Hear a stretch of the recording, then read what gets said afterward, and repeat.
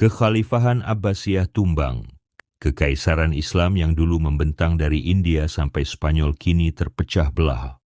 Spanyol tak lagi di bawah kendali Abbasiyah, Mesir diambil alih oleh dinasti Fatimiyah, dan wilayah utara diambil alih oleh Seljuk.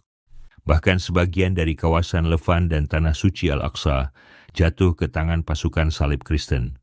Bersatunya semua Muslim di bawah satu panji yang sama sekarang hanya tinggal mimpi. Namun hingga kini kita masih membahas era ini dengan antusias sebagai peristiwa besar yang mengubah jalannya sejarah. Zaman ini masih mempengaruhi gagasan tentang kesatria dan kejayaan dalam budaya populer saat ini. Film-film, buku-buku, komik-komik, serta game-game bertemakan zaman ini masih terus diluncurkan. Mulai dari anak-anak hingga dewasa masih terus terkenang akan masa-masa itu. Bahkan setelah hampir 800 tahun kemudian, legenda dari zaman ini tetap mempengaruhi geopolitik Timur Tengah. Kondisi ini bisa dikatakan hampir seluruhnya adalah buah dari sepak terjang satu orang saja. Ia bernama Salahuddin yang luhur. Ia adalah sultan terbaik terakhir yang dimiliki Kekhalifahan Abbasiyah. Lebih dari itu, ia adalah sultan yang berani bermimpi dan berjuang mewujudkan mimpinya itu. Mimpi besarnya adalah bersatunya kekuatan Islam, mimpi tentang kembalinya warisan kejayaan kekhalifahan Islam, serta mimpi tentang Yerusalem yang merdeka, bebas dari pasukan salib. Seperti para penakluk dunia lainnya, Salahuddin tidak selalu menang dalam setiap peperangan. Ia mencoba, gagal, dan terus mencoba lagi dengan belajar dari kesalahan-kesalahannya untuk bisa kembali dengan kapasitas yang semakin baik. Ia adalah seorang yang pemberani, bersungguh-sungguh, dan cerdas. Karenanya ia sangat dicintai. Meski demikian, pemerintahannya tidaklah bebas dari rintangan, pengkhianatan, dan ketidakpuasan. Ia bukan pahlawan mitologi kuno yang memiliki kekuatan super. Sebaliknya, ia adalah manusia biasa yang terdiri dari daging dan tulang.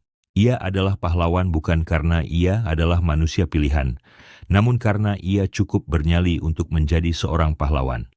Sembari kita selami kehidupannya dalam 2 minggu ke depan, kita akan melihat seperti apa sang pahlawan ini tertempa oleh kesulitan dan keberanian. Suatu hari di tahun 1149, seorang anak lelaki berusia 10 tahun bernama Yusuf bin Ayyub sedang bermain di halaman rumahnya. Tiba-tiba ia mendengar panggilan dari menara masjid. Sultan Zankiyah, Nuruddin Zanki telah kembali dengan kemenangan setelah melewati peperangan yang menentukan dengan pasukan salib di Edessa. Edessa sekarang menjadi bagian dari dinasti Islam Zankiyah. Mendengar berita gembira ini, masyarakat membanjiri jalanan untuk melakukan pawai kemenangan. Keberanian dan pujian terhadap Nuruddin meluncur dari setiap mulut. Yusuf kecil juga ikut serta dalam pawai ini. Peristiwa ini membekas dalam benak kecilnya. Memerangi pasukan salib dan membawa kembali kejayaan Muslim yang hilang, nantinya akan menentukan arah kehidupannya. Yusuf kecil ini akan tumbuh dewasa dan kelak dikenal sebagai Salahuddin. Pada usia 15 tahun, Salahuddin pindah ke Damaskus bersama keluarganya untuk menuntaskan sekolahnya. Damaskus adalah ibu kota dinasti Zankiyah, tempat kedudukan Sultan Nuruddin. Salahuddin bersekolah di sebuah madrasah di Damaskus. Madrasah bisa disetarakan dengan sekolah menengah atas di zaman modern ini. Salahuddin mulai mempelajari geometri, aljabar, geografi, juga Al-Quran dan mata pelajaran Islami lainnya. Pada saat yang sama ia diasuh oleh pamannya, Asaduddin Shirkuh. Shirkuh adalah salah seorang jenderal dari Nuruddin. Ia adalah seorang lelaki berperawakan tegap, prajurit yang sangat berpengalaman. Ia kehilangan salah satu biji matanya di dalam sebuah perang, sehingga sekarang ia selalu memakai penutup mata. Ini menjadikannya seseorang yang mengesankan. Di bawah bimbingan Shirkuh, Salahuddin mulai belajar tentang strategi militer dan ilmu pedang.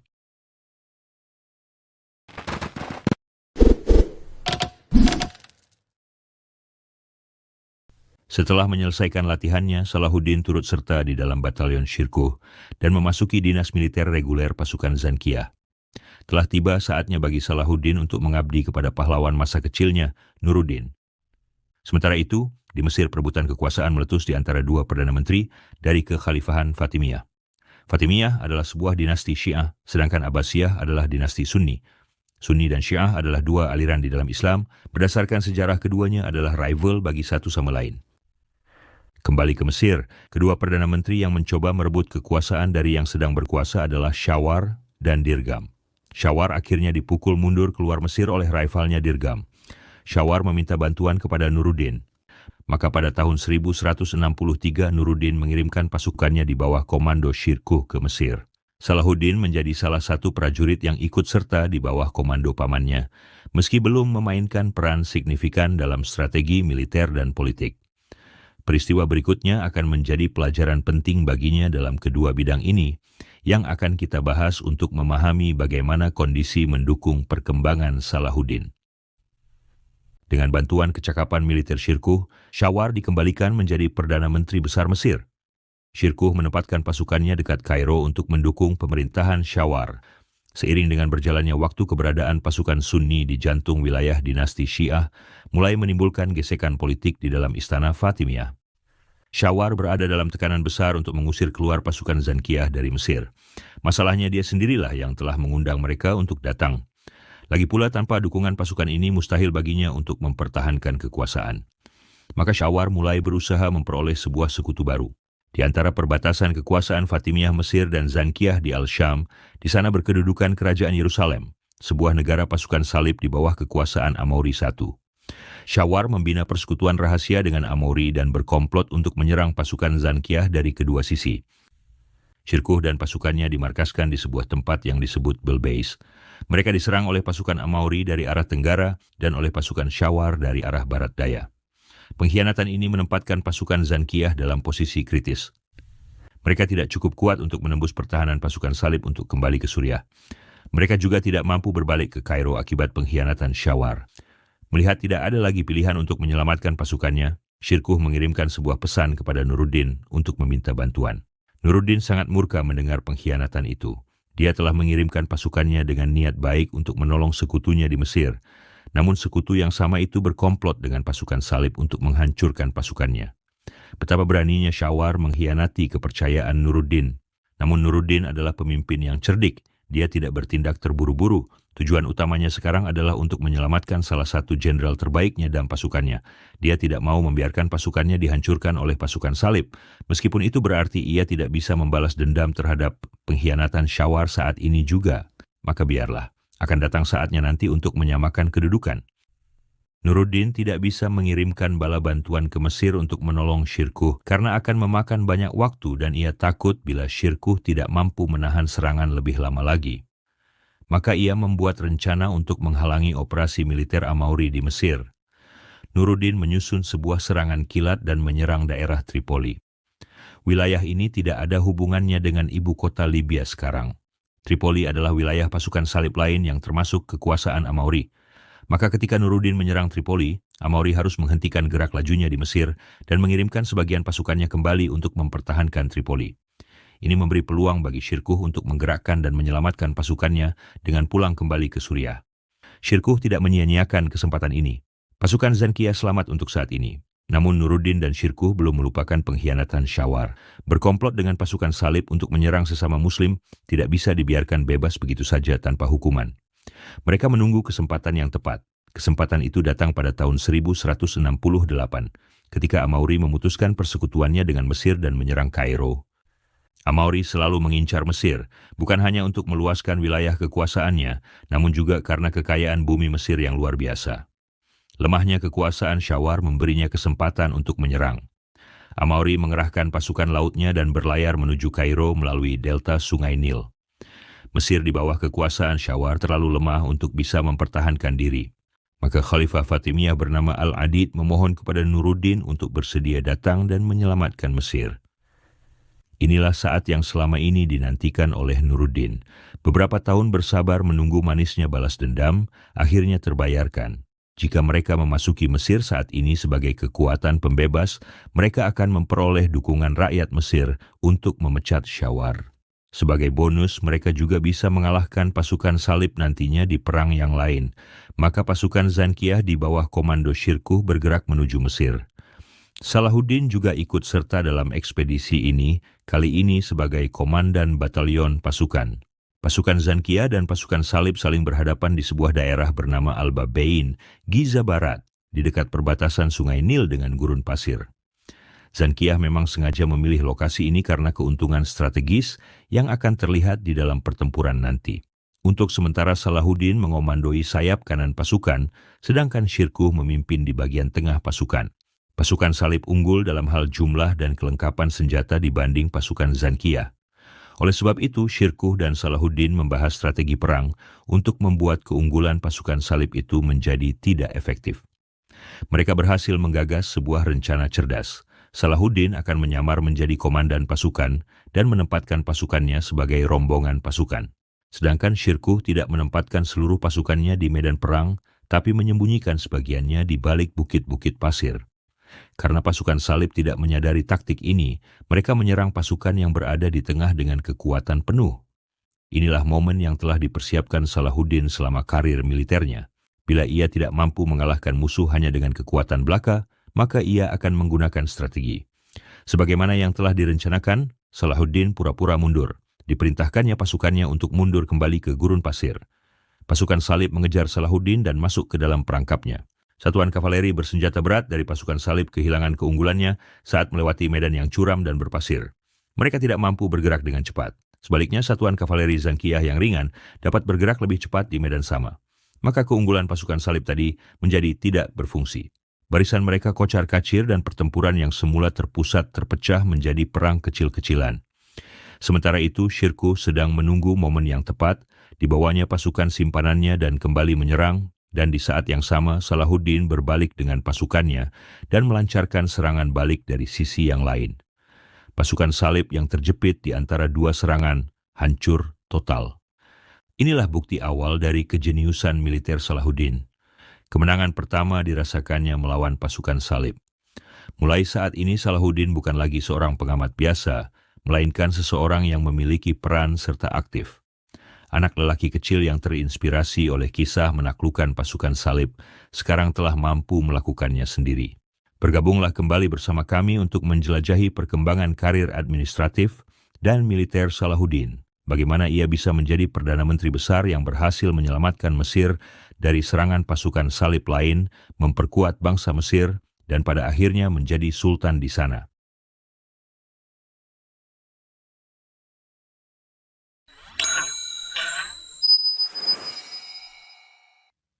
Salahuddin bagian 2, ombak telah berubah arah. Jalan utama kota Kairo. Orang-orang berkerumun di kedua sisi jalan untuk merayakan kemenangan kaum muslimin atas pasukan Salib. Sang pemenang yaitu pasukan Zankiyah berdefile menuju Istana Agung Kekhalifahan Fatimiyah. Berada paling depan dari barisan pasukan adalah Shirkuh, sang jenderal. Berkuda tepat di belakangnya dengan kepala terangkat penuh kebanggaan, Salahuddin, si pahlawan muda, tak pernah menduga apa yang akan terjadi dalam beberapa bulan ke depan. Begitu Shirkuh dan pasukannya sampai di Istana Fatimiyah, Khalifah Al-Adid menyambut mereka dengan hangat dan penuh kemurahan hati. Dia menawari Shirkuh kedudukan sebagai Perdana Menteri Besar Mesir.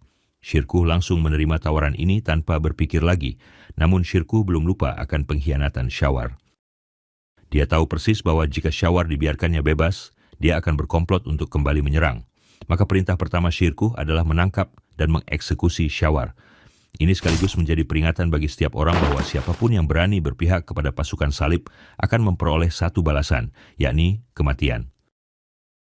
Shirkuh adalah seorang penggemar makanan enak yang sering mengadakan jamuan mewah bagi tamu-tamunya. Dalam salah satu jamuan, setelah menyantap banyak hidangan, ia jatuh sakit, yang ternyata berakibat fatal. Shirkuh wafat hanya 2 bulan setelah menjadi Perdana Menteri Agung.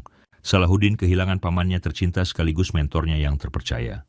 Sekarang ia harus berdiri di atas kedua kakinya sendiri tanpa dukungan dan petunjuk dari Shirkuh lagi. Sementara Salahuddin berduka atas kematian pamannya Shirkuh, para pemimpin atau emir dari berbagai golongan dan kelompok militer dari kedua sisi, yakni dinasti Fatimiyah dan Zankiyah, mulai berdebat tentang siapa yang pantas menjadi Perdana Menteri Agung berikutnya.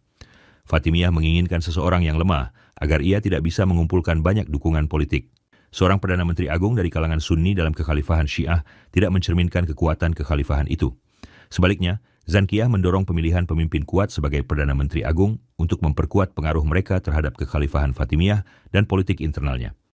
Perdebatan tersebut berlangsung berhari-hari, lalu suatu hari seorang utusan datang ke istana. Dia membawa sepucuk surat dari Nuruddin. Di dalam surat itu, Nuruddin merekomendasikan Salahuddin sebagai penerus Shirkuh, dan meminta Khalifah Al-Adid untuk menunjuk Salahuddin sebagai Perdana Menteri Agung. Lagi pula, keluarga Salahuddin telah berjasa melayani baik Nuruddin maupun Al-Adid. Para Emir Fatimiyah mendukung pencalonan ini dengan pertimbangan bahwa Salahuddin masih muda dan tidak berpengalaman. Mereka mengira bahwa dia akan gagal dengan begitu mudah dalam menjalankan tugasnya sebagai Perdana Menteri Agung. Di sisi lain, para Emir Zankiyah melihat kepemimpinan Salahuddin di medan perang dan mempercayai kemampuannya itu. Karenanya mereka juga menyetujui proposal tersebut. Hasilnya, pada tahun 1169, Salahuddin akhirnya menjadi pemimpin Mesir secara de facto, menjabat sebagai Perdana Menteri Agung Kekhalifahan Fatimiyah pada usia 30 tahun. Salahuddin belum pernah memiliki kekuasaan dan kebebasan semacam ini sebelumnya.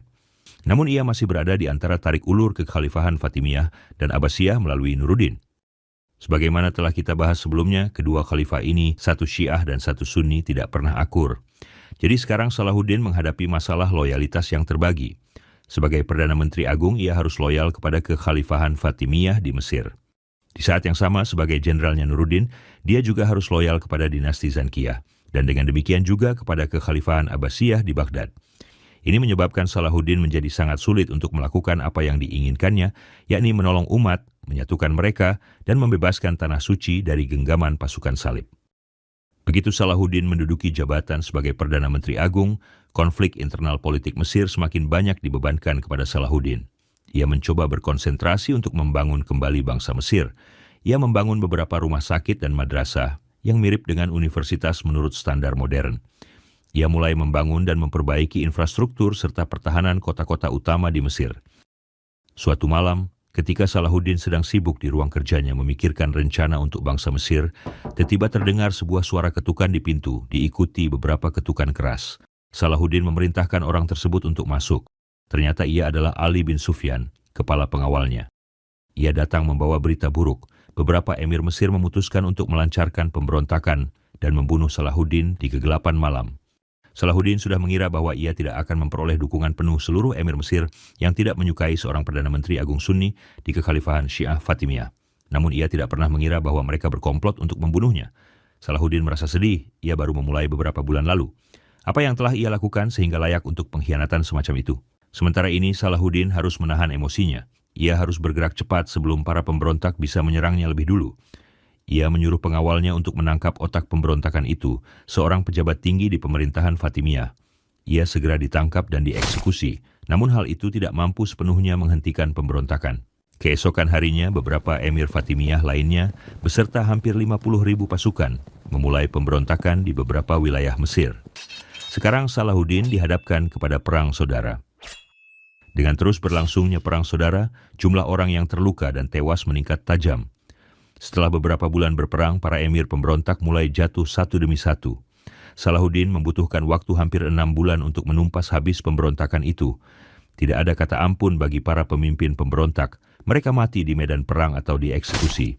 Ini adalah pelajaran keras bagi para emir Mesir. Tidak seorang pun berani lagi untuk memberontak melawan Salahuddin di Mesir. Kesigapan dan ketegasan tindakan Salahuddin telah menyelamatkan Mesir dari perang saudara berkepanjangan dan penuh darah. Lagi pula Salahuddin telah belajar dari kesalahannya. Ia mulai membangun kekuatan kembali.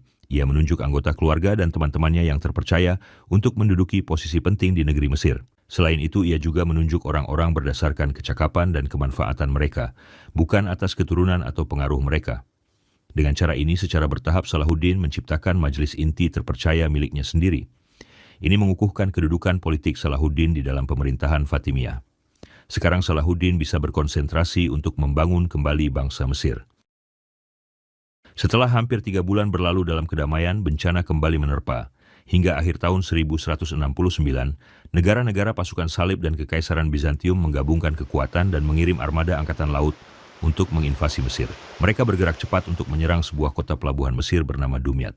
Salahuddin sebenarnya sedang bekerja untuk memperkuat benteng pertahanan di berbagai wilayah Mesir sejak ia memegang tampuk kekuasaan.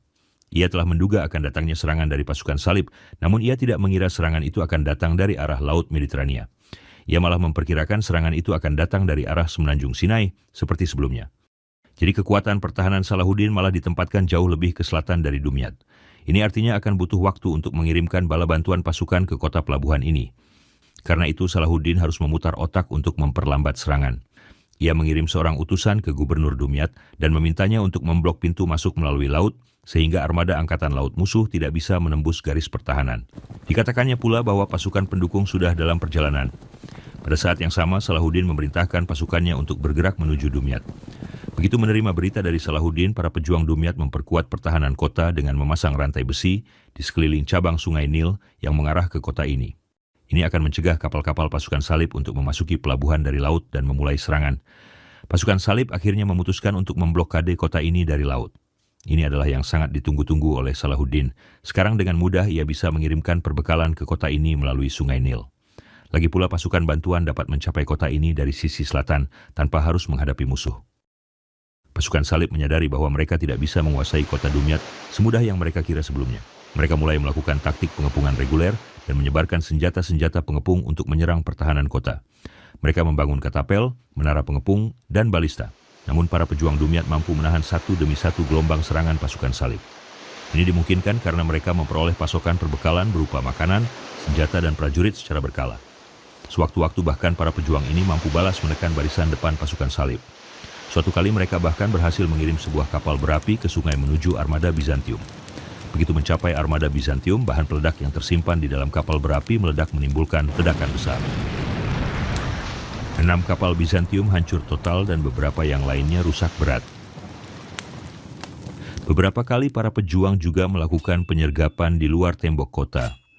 Setelah beberapa pekan berusaha menjatuhkan kota Dumyat, pasukan salib mulai kehabisan makanan dan perbekalan lain. Rencana mereka untuk melancarkan serangan kilat dan mengejutkan terhadap Mesir telah gagal sama sekali. Mereka tidak lagi punya cara untuk melanjutkan serangan tanpa banyak jatuh korban. Perang akan menguras harta kekayaan mereka, sedangkan rencana untuk menjarah kekayaan Mesir sepertinya semakin mengada-ada. Jadi setelah hampir 2 bulan mengepung Dumyat, pasukan salib memutuskan untuk mengundurkan diri dan meninggalkan Mesir.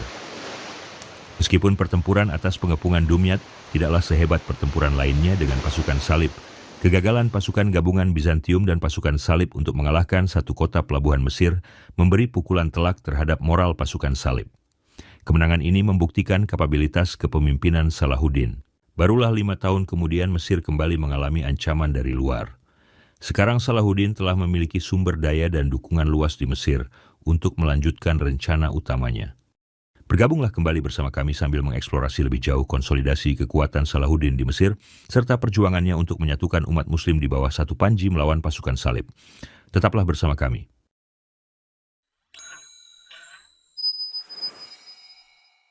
Salahuddin bagian 3, Sang Sultan beraksi. Kairo, Mesir. 2 tahun telah berlalu sejak pasukan salib mundur dari Dumyat. 2 tahun yang damai. Salahuddin memanfaatkan masa ini untuk memperkuat Mesir. Ekonomi mengalami kemajuan, angkatan bersenjata kian kuat, dan benteng-benteng di kota-kota utama dibangun kembali. Salahuddin bahkan melakukan serangan kepada pasukan salib dengan mengirimkan pasukan untuk menyerang wilayah-wilayah perbatasan. Semuanya berlangsung sesuai rencana. Namun tiba Khalifah Fatimiyah di Kairo menderita sakit yang cukup berat. Karena ia tidak menunjuk seorang pengganti, peluang menjadi khalifah terbuka lebar setelah 2 abad pemerintahan Fatimiyah. Perubahan yang radikal akan segera terjadi di Mesir. Tindakan yang cepat dibutuhkan untuk mencegah kekosongan kekuasaan di Kairo, serta mencegah hancurnya seluruh jeripayah Salahuddin selama ini. Lagi pula Salahuddin berada di bawah tekanan politik yang luar biasa besar dari Nuruddin dan Khalifah Baghdad untuk membangun dominasi Sunni di Mesir. Tambahan lagi, Salahuddin merupakan orang kedua yang paling berkuasa di negeri itu. Siapa lagi yang lebih pantas menjadi Raja Mesir yang baru? Setelah kematian Khalifah Fatimiyah terakhir yaitu Al-Adid, sekarang Salahuddin memiliki kesempatan untuk membangun dinastinya sendiri. Demikianlah bermulanya dinasti Ayyubiyah. Ini adalah wilayah yang masih asing bagi Salahuddin. Ia adalah seseorang yang selalu penuh rencana besar. Namun hingga saat ini, ia belum pernah memiliki kebebasan penuh serta kekuasaan tanpa tanding untuk melaksanakannya. Sekarang Mesir adalah milik Salahuddin dan ia punya kendali penuh dari segala aspek. Demikian pula lah berawalnya lompatan besar ke depan bagi Salahuddin. Segera setelah menduduki tahta, ia memproklamirkan khalifah di Baghdad sebagai khalifah dan Mesir menjadi bagian kekhalifahan Abbasiyah. Salahuddin menjadi penguasa semi-independen dengan gelar Sultan Mesir. Secara teoritis, Salahuddin masih berada di bawah perintah Nuruddin dan ia tidak mau merusak hubungan tersebut.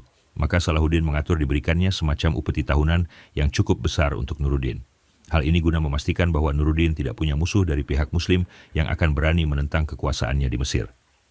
Begitu dukungan pihak luar diperoleh, Salahuddin memusatkan pikirannya terhadap ambisi dinastinya sendiri.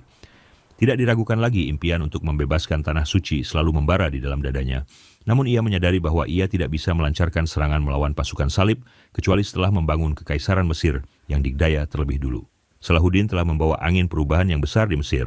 Pemerintahannya merevisi jumlah pajak, memastikan pendapatan negara, membagi ulang lahan, memastikan terciptanya loyalitas pada level para pemimpin, mengganti pegawai provinsi yang korup dengan pegawai yang terampil, memastikan administrasi negara yang efektif, serta meminimalkan celah untuk timbulnya konspirasi terhadap dinasti Ayyubiyah. Salahuddin menunjukkan kepada semua orang bahwa sebagai sultan, ia punya cara tersendiri untuk memerintah. Suriah yang dikuasai oleh Nuruddin dan Mesir yang dikendalikan oleh Salahuddin menciptakan kesempatan emas untuk menyerang negara pasukan salib, yakni kerajaan Yerusalem, dari dua sisi. Sebuah rencana dimatangkan. Nuruddin dan Salahuddin, keduanya mulai bergerak dari ibu kota mereka masing-masing. Namun setengah jalan menuju medan perang, Salahuddin tiba berbalik kembali ke Kairo. Nuruddin akhirnya berada di medan perang sendirian. Ia terus menjalankan rencana semula, namun akhirnya ia gagal. Hingga hari ini, kita tidak tahu apa yang melatar belakangi kembalinya Salahuddin. Ia menulis surat kepada Nuruddin, menyatakan kemungkinan timbulnya pemberontakan di Kairo dalam ketiadaan dirinya di sana, alasan yang tidak terlalu masuk akal menurut banyak ulama. Namun yang kita tahu adalah bahwa peristiwa ini telah menimbulkan keretakan dalam aliansi antara Nuruddin dan Salahuddin. Dengan berjalannya waktu, keretakan ini akan semakin besar. Meskipun kecewa, untuk sementara waktu Nuruddin masih cukup senang terhadap Salahuddin. Ia masih terus menerima upeti dari Mesir. Akan tetapi, ketidakhadiran Salahuddin memicu timbulnya banyak rumor dan teori konspirasi di dalam pemerintahan Zankiyah. Secara umum, hal ini dianggap oleh para emir Zankiyah sebagai cara Salahuddin menentang perintah Nuruddin. Sementara itu, Salahuddin sedang sibuk di Mesir. Langkah yang dulu diambilnya setelah memegang tampuk kekuasaan mulai menampakkan hasil. Pasukan Salahuddin bertempur di perbatasan Mesir bagian selatan dan barat, memerangi pasukan Yaman dan membangun pangkalan angkatan laut yang kuat di sepanjang pantai Laut Merah. Dengan demikian ini memperluas kendali Salahuddin hingga Sudan, Mekah, Madinah, dan Yaman. Akibat misi ini, harta kekayaan serta pengaruh politiknya semakin meningkat. Salahuddin berhasil memenangkan hati dan memperoleh kepercayaan rakyat Mesir, dan mereka siap untuk mendukung rencananya. Sebaliknya, semakin besar kekuasaan Salahuddin, semakin besar pula ketidakpercayaan dan gesekan antara Ayyubiyah dan Zankiyah. Pada akhirnya, para emir Zankiyah berhasil meyakinkan Nuruddin bahwa bawahannya dulu ini sudah terlalu berkuasa dan perlu disingkirkan. Pada tahun 1174, Nuruddin mulai mempersiapkan pasukannya untuk menyerang Mesir. Di pihak lain, Salahuddin mulai mempersiapkan diri untuk menahan serangannya. Namun sayangnya, sementara bersiap, Nuruddin tiba-tiba jatuh sakit dan meninggal dunia beberapa hari kemudian. Pengganti Nuruddin adalah putranya As-Salih yang baru berusia 11 tahun. Berita kematian Nuruddin sampai ke telinga Salahuddin. Tidak diragukan lagi bahwa kematian orang yang menjadi inspirasi dan mentor masa kecilnya tetap menjadi pemikiran baginya. Meskipun hubungan mereka tidak terlalu baik akhir-akhir ini, Salahuddin selalu memiliki rasa hormat terhadap Nuruddin untuk usahanya menyatukan Muslim di Suriah melawan pasukan salib. Namun tetap saja Salahuddin merasa sedikit lega menyadari bahwa sekarang perang saudara antara Suriah dan Mesir bisa dihindari. Malam itu Salahuddin naik ke balkon istananya, seraya memandang ke arah cakrawala jauh di belakang ibu kotanya yang sangat luas terbentang. Perasaan campur aduk dan pikiran tentang kematian Nuruddin berputar di benaknya. Selain membuat gundah perasaannya pribadi, kabar itu juga memberi implikasi politik. Kematian Nuruddin mengubah dinamika geopolitik di wilayah tersebut. Sudah barang tentu putra Nuruddin yang masih belia tidak akan mampu menjalankan kekuasaan sebagaimana ayahnya dulu. Kekosongan kekuasaan akan menimbulkan pertikaian di antara Zankiyah sendiri. Tindakan apa yang harus diambil Salahuddin sekarang? Untuk mengusir pasukan salib keluar dari tanah suci, dibutuhkan Suriah yang kuat. Tanpa garis depan yang kuat di Mesir dan Suriah, kemenangan mutlak dari pasukan salib tidak bisa dijamin. Dan tanpa Nuruddin, Suriah tidak lagi memiliki kekuatan itu. Apakah Salahuddin harus memerangi pasukan salib sendirian? Namun jika Suriah jatuh ke tangan yang salah, pasukan salib akan bisa membangun aliansi baru dan mengatasi pasukan Salahuddin. Apakah sebaiknya ia menguasai Suriah dulu untuk mencegah hal itu? Namun nilai-nilai ajaran Islam yang dipelajarinya semasa kecil mencegahnya melakukan hal itu. Ia tidak mungkin mengobarkan peperangan melawan keluarga sang pendukung karirnya tanpa adanya provokasi. Itu adalah tindakan seorang munafik. yang menjadikannya tidak layak memimpin pasukan untuk membebaskan tanah suci menurut standar dan keyakinannya sendiri. Tentu saja Salahuddin adalah seorang yang sangat ambisius, namun ambisinya tidak lebih penting dari prinsip hidupnya. Di lubuk hatinya Salahuddin sangat paham bahwa jika ingin berhasil membebaskan tanah suci dari pasukan salib, maka ia harus menggunakan cara-cara yang terhormat. Tikaman dari belakang dan pengkhianatan politik tidak boleh menodai tujuan hidupnya selama ini. Ketika fajar merekah dan panggilan azan bergema dari minaret Masjid Raya Kairo, Salahuddin akhirnya mengambil keputusan. Ia memilih untuk menunggu tanpa ikut campur dalam kekacauan politik Suriah untuk sementara waktu. Misinya untuk membebaskan tanah suci harus ditunda dulu. Beberapa hari kemudian sepucuk surat dari Salahuddin kepada As-Saleh yang diantar oleh seorang utusan sampai di Damaskus. Sultan Mesir telah menjanjikan dukungan penuh terhadap si pangeran muda dan akan selalu membantunya bila mana dibutuhkan. Begitu surat Salahuddin mencapai Damaskus, sepucuk surat lain tiba di istana Salahuddin di Kairo. Mesir diserang. Sebuah armada laut gabungan pasukan Salib dan Sisilia telah mengepung Iskandaria, salah satu kota paling penting di Mesir. Pasukan penyerang memiliki hampir 200 kapal perang, 40 kapal transport pasukan, dan lebih dari 1.000 pasukan berkuda. Sebuah serangan yang cukup hebat. Kali ini Salahuddin jauh lebih siap dari sebelumnya. Prajurit serta perbekalan segera dikirim ke Iskandaria untuk membantu pasukan yang bertahan di sana. Serangan awal cukup berat dirasakan kaum muslimin. Seluruh kapal perang serta kapal dagang kaum muslimin di pelabuhan Iskandaria dihancurkan oleh penyerang dari Sisilia. Namun begitu bala bantuan mencapai kota ini, semangat pasukan bertahan kembali bergelora. Pada hari kedua peperangan, ketika para penyerang membawa menara pengepungan mendekati dinding kota Iskandaria, pasukan bertahan dari pihak Muslim tiba keluar dari gerbang kota dan melakukan serangan dadakan dan berusaha sebaik-baiknya untuk meruntuhkan semangat musuh. Mereka membakar menara pengepungan, merusak perkemahan musuh, dan mengambil sejumlah besar senjata dan rampasan perang. Serangan dadakan ini berakibat fatal bagi para penyerang. Menara pengepungan yang mereka seret berhari-hari membuat mereka kelelahan dan butuh bala bantuan. Namun, bala bantuan dari pasukan Salib tak kunjung datang karena Raja Amalrik mendadak meninggal akibat disentri. Kerajaannya diserahkan kepada putranya Baldwin IV yang berusia 13 tahun dan menderita lepra. Kematian Amalrik yang mendadak mencegah pasukan Salib untuk mengirim bala bantuan dan perbekalan yang dijanjikan ke medan perang. Karena sebelumnya pernah menjadi diplomat, Salahuddin segera memprakarsai gencatan senjata dengan raja pasukan Salib yang baru. Akibatnya Sisilia ditinggalkan sendiri di medan perang. Bersamaan dengan itu, dengan cepat Salahuddin bergerak menuju Iskandaria bersama sebuah pasukan yang besar. Sisilia harus mengakui kekalahan mereka. Sesuatu yang tadinya menjadi ancaman besar terhadap kekuasaan Salahuddin, pada akhirnya kembali memberinya kemenangan melalui keahlian militer dan diplomasinya. Namun tidak semua kabar adalah kabar baik. Kembali ke Suriah, As-Saleh si pangeran muda terpaksa menjadi pion di dalam perseteruan antara pemimpin Papan atas Zankia. Emir Aleppo bernama Gumustigin ingin memanfaatkan si pangeran yang sedang berada di Aleppo, yakni menggunakan perwaliannya atas sang pangeran untuk membangun pengaruh politiknya sendiri di Suriah dan membunuh emir-emir lainnya di negara itu, dimulai dari Damaskus. Lawan politik Emir Aleppo adalah Saifuddin, Emir Mosul. Namun ia menolak untuk menolong Damaskus ketika diminta. Karena tidak melihat adanya solusi lain, Emir Damaskus terpaksa meminta bantuan Salahuddin. Permintaan ini memberi Salahuddin legitimasi untuk terlibat dalam perebutan kekuasaan di Suriah. Salahuddin harus bergerak cepat. Tidak ada waktu untuk mengumpulkan pasukan dalam jumlah besar dan menghabiskan waktu beberapa pekan untuk mencapai Suriah. Ia membawa 700 orang pasukan berkuda terbaiknya dan segera bergerak menuju Damaskus. Untuk menghemat waktu, ia bahkan berani melewati wilayah pasukan Salib, yakni Al-Kark dan As-Shaubak. Meskipun manuver ini relatif riskan, namun terbukti berhasil. Salahuddin bergerak sangat cepat melintasi wilayah musuh, sehingga pasukan Salib tidak mampu berbuat apa-apa. Salahuddin bahkan berhasil mencapai Damaskus, bahkan sebelum pasukan Gumustigin mulai bergerak menuju kota itu. Ini adalah manuver yang sangat brilian dari Salahuddin. Damaskus jatuh di bawah kekuasaannya tanpa harus menghadapi perlawanan serius. Peristiwa ini menghemat banyak waktu, sumber daya, dan mencegah pertumpahan darah. Masyarakat Damaskus menerima Salahuddin dengan tangan terbuka dan menganggapnya sebagai pelindung. Setelah selama 2 hari membangun pangkalannya di Damaskus, serta mengumpulkan lebih banyak kekuatan lokal, Salahuddin dengan cepat bergerak menuju Aleppo, mengepung kota tersebut dan menuntut perwalian atas sang pangeran As-Saleh.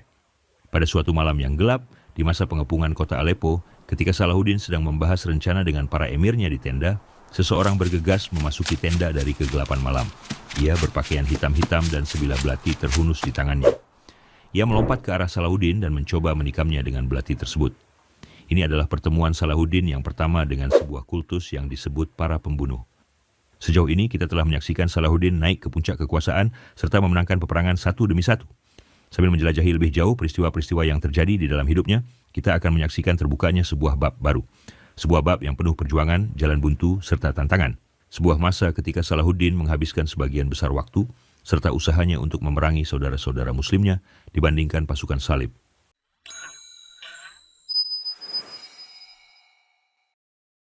Salahuddin bagian 4. Jebakan di Suriah. Aleppo, Suriah 1175. Matahari pagi mulai terbit ketika Salahuddin mengamati kota Aleppo yang dikelilingi benteng dari sebuah bukit di sebelahnya. Pikirannya masih terganggu oleh peristiwa percobaan pembunuhan yang dialaminya semalam. Ternyata dia telah memandang remeh kelihayan Gumustigin. Salahuddin tidak pernah membayangkan Gumustigin akan menyewa seorang pembunuh untuk menghabisinya. Para pembunuh bayaran ini adalah sebuah kelompok rahasia yang memperkuat diri di balik rapatnya pegunungan di Suriah. Mereka terkenal karena sering membunuh petinggi politik yang memiliki kekuasaan besar, baik di kalangan Muslim ataupun pasukan salib. Secara ideologis mereka mengikuti sekte Syiah, karenanya mereka tidak suka pada Salahuddin yang telah mengakhiri kekhalifahan Fatimiyah. Jadi sangatlah mudah bagi Gumustigin untuk meyakinkan pemimpin para pembunuh bayaran ini, yaitu Rashiduddin Sinan, untuk menyerang Salahuddin.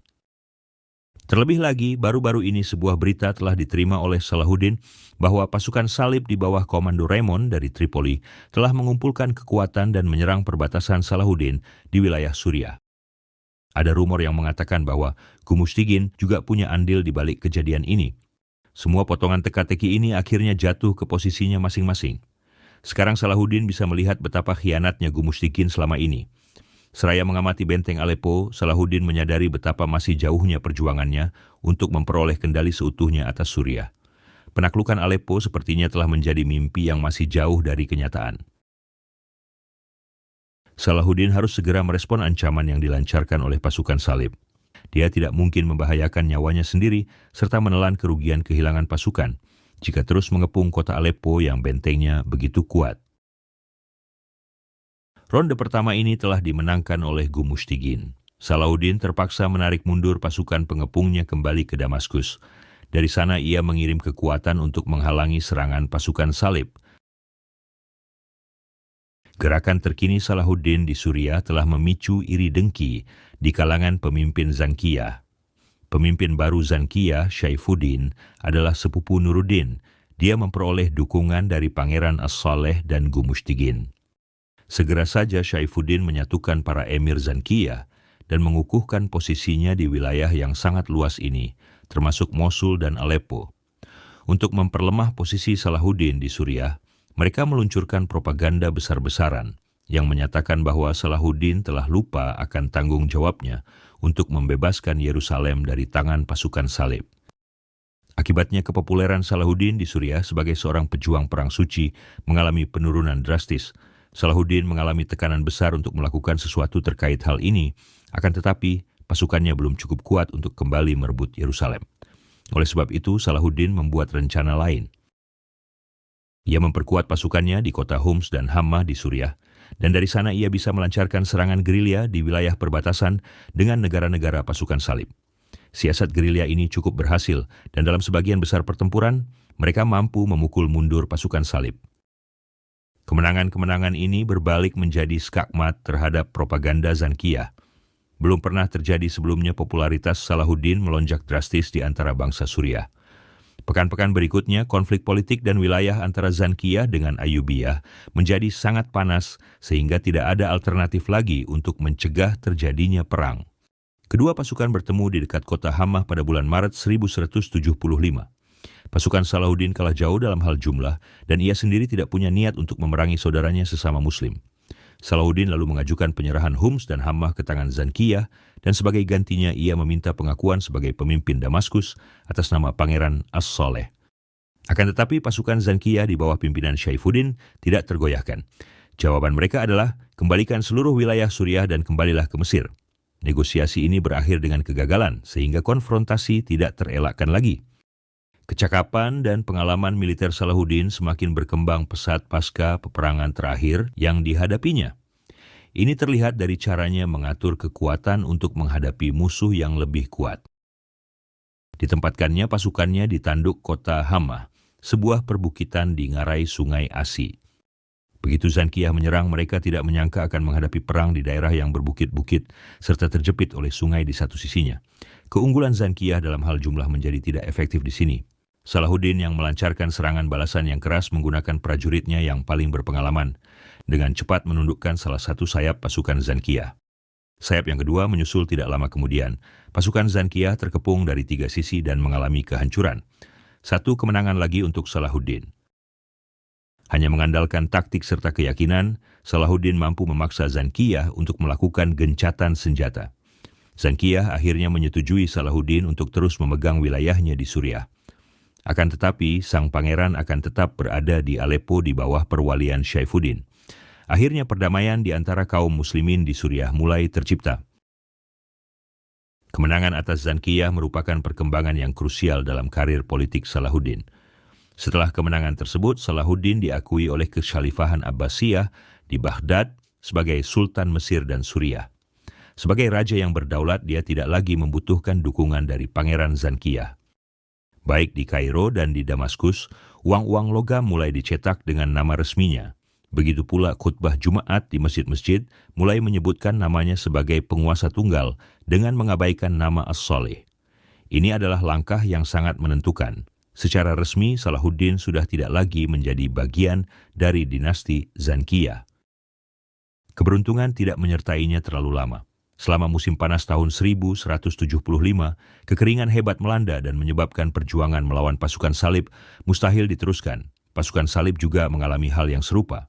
Maka mereka membuat perjanjian damai dengan Salahuddin dan menghentikan konflik untuk sementara. Salahuddin bisa beristirahat dari peperangan militer dan berfokus pada pengelolaan administrasi kekaisarannya yang sangat luas, yang meliputi Mesir, Yaman, Hijaz, yang terdiri dari Mekah dan Madinah, serta Suriah. Hampir setahun berlalu, gejolak politik kembali terjadi di Suriah. Syaifuddin mulai mencari-cari masalah untuk memerangi Salahuddin dan memperoleh wilayah kekuasaan. Karena itu Salahuddin mengumpulkan pasukannya dan bergerak ke utara Damaskus menuju Aleppo. Dalam perjalanannya, di sebuah tempat bernama Tal As-Sultan, dia berpapasan dengan pasukan Syaifuddin. Pasukan Salahuddin sedang kelelahan karena perjalanan mereka. Namun kurangnya kepemimpinan serta kecakapan militer di antara para pemimpin Zankiyah menyebabkan tertundanya pertempuran. Ini memberi pasukan Ayyubiyah kesempatan untuk beristirahat, memulihkan tenaga. Ketika pertempuran akhirnya dimulai keesokan harinya, Salahuddin yang sudah kenyang asam garam pertempuran mengambil keuntungan penuh dari ketidakbecusan para pemimpin Zankiyah. Begitu sayap kedua pasukan bertemu, Salahuddin menggebrak ke depan tepat ke tengah-tengah pertempuran. Pasukan Zankiyah menjadi panik oleh manuver yang mengejutkan tersebut dan gagal menjaga formasi mereka. Zankiyah hancur berantakan dan Syaifuddin hampir tidak bisa lolos. Seluruh pasukan Zankiyah berikut kuda-kuda, baju zirah, kereta pengangkut perlengkapan perang ditawan oleh Ayyubiyah. Seluruh rampasan perang dibagikan di antara para prajurit, Salahuddin sendiri tidak mengambil apa-apa. Ini adalah kebiasaan yang selalu dilakukannya dalam setiap pertempuran semasa hidupnya. Syaifuddin melarikan diri ke Aleppo. Setelah pertempuran, Salahuddin bergerak ke utara untuk menaklukkan lebih banyak kota di Suriah Utara dari kekuasaan Zankiyah. Pada akhirnya ia tiba di wilayah Aleppo dan mengepungnya hingga ke Benteng Azaz, sebuah tempat yang penting dan strategis. Suatu malam selama pengepungan, Salahuddin sedang berdiskusi dengan para emirnya di dalam tendanya. Seorang pria berpakaian hitam-hitam tiba-tiba masuk ke tendanya dan menikam bagian kepala Salahuddin dengan sebilah belati. Untungnya Salahuddin sedang mengenakan tutup kepala rantai besi di balik serbannya, sehingga tikaman pertama luput dan hanya menggores pipinya. Salahuddin merenggut lengan lelaki yang menghunus belati itu dengan sangat kuat dan memelintirnya hingga senjata itu terlepas. Si pembunuh lalu mencoba menyerang leher Salahuddin dengan cepat. Perlawanan Salahuddin yang sigap mengurangi kekuatan serangan yang mematikan itu, namun tetap saja belati itu berhasil menembus baju zirah kulit di bahu Salahuddin dan menimbulkan luka. Setelah hal ini terjadi, barulah para emir di dalam tenda menyadari sepenuhnya apa yang sedang terjadi dan maju menyelamatkan sultan mereka. Si pembunuh bayaran berhasil mereka ringkus. Ketika ini berlangsung, pembunuh bayaran kedua dan ketiga bergegas masuk ke tenda dan mulai menyerang para emir. Keributan dan teriakan mereka akhirnya membuat para penjaga waspada. Mereka berlari masuk dan membunuh para pembunuh bayaran. Luka yang diderita Salahuddin tidaklah terlalu berat, namun dia sangat terguncang. Disadarinya ancaman para pembunuh bayaran ini telah menjadi sangat serius. Segera saja dilakukannya tindakan pencegahan dengan menambah penjagaan di sekitar perkemahan untuk mencegah penyelundup memasuki perkemahan tanpa diketahui. Setelah 1 bulan dalam pengepungan, benteng Azaz pun jatuh. Sekarang Aleppo seluruhnya telah terkepung. Salahuddin tidak ingin melancarkan serangan penuh dan menghancurkan seluruh kota. Ini akan menimbulkan banyak pertumpahan darah di kedua pihak, dan Salahuddin tidak menganggap bijak untuk memperlama peperangan yang tidak diperlukan melawan saudaranya sesama Muslim. Jadi ketika Zankiyah di Aleppo menawarkan gencatan senjata dan lebih banyak wilayah kekuasaan untuk Salahuddin, dia menerima tawaran mereka. Seluruh Suriah Utara takluk di bawah dinasti Ayyubiyah, kecuali Aleppo. Sekarang waktunya untuk menyamakan kedudukan dengan para pembunuh bayaran. Salahuddin lalu melancarkan serangan ke wilayah kekuasaan para pembunuh bayaran. Segera saja dia berhasil mencapai Kastil Masyaf yang merupakan milik pemimpin para pembunuh bayaran, Rashiduddin Sinan sendiri. Salahuddin mengepung kastil itu. Hari demi hari Salahuddin terus mengirimkan pasukannya untuk menduduki kastil tersebut. Setiap kalinya para pembunuh bayaran melawan dengan sengit. Pengepungan itu menjadi begitu lama dan penuh darah. Namun Salahuddin begitu kukuh, dia ingin mengakhiri mereka. Maka peperangan terus berlanjut. Pada akhirnya para pembunuh bayaran menyerah dan menawarkan perdamaian. Sekarang Salahuddin memiliki 2 pilihan. Apakah dia akan menerima tawaran perdamaian atau terus melanjutkan pengepungan? Kastil Masyaf adalah tempat pertahanan yang kokoh, diperkuat oleh dinding-dinding serta menara-menara yang ditempatkan di puncak sebuah gunung. Terus mengepungnya berarti Salahuddin harus mau menerima kerugian yang besar, serta secara signifikan akan melemahkan pasukannya. Ini akan memberi kesempatan pada pasukan Salib dan Zankiyah untuk bergerak menyerang Salahuddin. Setelah mempertimbangkan semua faktor ini, Salahuddin mengambil jalan yang lebih bijak. Dia menerima tawaran gencatan senjata itu. Sebuah perjanjian lalu ditandatangani. Rashiduddin Sinan berjanji untuk tidak menyerang Salahuddin lagi, serta selalu menjadi sekutunya. Meskipun para pembunuh bayaran tidak sepenuhnya bisa ditumpas, Salahuddin masih bisa menetralkan ancaman mereka. Salahuddin mampu mengubah musuh menjadi kekuatan. Satu musuh lagi telah berkurang. Akhirnya kondisi Suriah menjadi relatif stabil. Zankiyah tidak lagi menjadi ancaman. Para pembunuh bayaran berhasil dikendalikan. Pasukan Salib menghentikan serangan. Sejenak Salahuddin dapat menikmati kedamaian. Akhirnya dia bisa fokus dalam mempersiapkan tujuan utamanya, yakni Yerusalem. Dia kembali ke Kairo, berfokus untuk memperkuat wilayah kekuasaannya di front yang berbeda, menyusun kembali pasukannya dan mulai merencanakan serangan penuh terhadap pasukan Salib untuk memenangkan kembali Yerusalem. Setelah bertahun-tahun dalam perjuangan politik dan pertumpahan darah dengan saudara sesama Muslim, Salahuddin mengira dia akan mampu menggapai hadiah terbesar. Namun dia tidak menyadari bahwa akan segera tiba saatnya baginya untuk melarikan diri dari medan perang dalam keadaan nyaris terbunuh. Ini akan menjadi perang terbesarnya yang pertama melawan pasukan Salib yang berakibat kekalahan terparah di hidupnya, yakni di Perang Mongisart. Salahuddin bagian 5. Dalam kegagalan dia belajar untuk berhasil. 26 November 1177. Mentari terbit di gurun semenanjung Sinai ketika sekelompok penunggang kuda berpacu secepat kilat menuju Kairo. Mereka terdiri dari Salahuddin dan sejumlah pengawalnya. Salahuddin berkuda di tengah kelompok. Pikirannya dipenuhi amarah dan rasa malu. Dia memikirkan kekalahan yang dialaminya kemarin sore. Dia berada di atas angin namun tetap saja misinya gagal. Bagaimana bisa itu terjadi? Bagaimana mungkin ia kalah menghadapi pasukan Salib? Untuk memahami terjadinya kekalahan Salahuddin di Perang Mongisart, mari kita kembali ke beberapa pekan sebelumnya. Ketika itu, Salahuddin melancarkan peperangan di awal November 1177. Dia memiliki 18.000 prajurit beserta 8.000 Mamluk elit. Para Mamluk ini sangat terlatih, paling cakap, dan merupakan unit paling tangguh di antara para prajurit Salahuddin. Mereka bisa disejajarkan dengan ksatria militer Eropa di abad ke-12. Pasukan Salahuddin cukup kuat untuk menghadapi pasukan manapun yang dihimpun negara-negara pasukan Salib.